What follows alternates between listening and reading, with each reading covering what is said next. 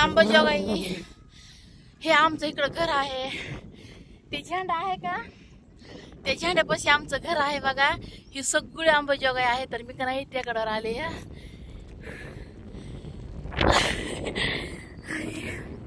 हे रोड इकडे गेला आहे बघा ना.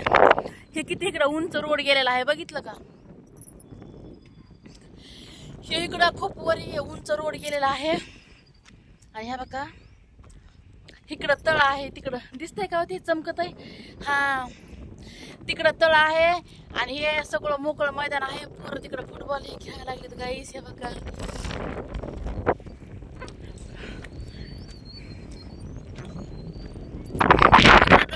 छोटे छोटे ते त्याला आपण गाडं म्हणतात ना, ते पण आहे तिकडे.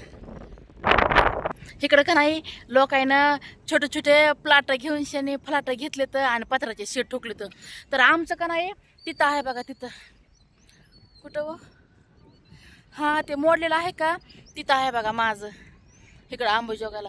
आणि त्या बघा तिकडं ते सरकारी दवाखाना आहे पाठीमागे. ते तिकडं दिसत का बिल्डिंग आहे तिकडं सरकारी दवाखाना आहे.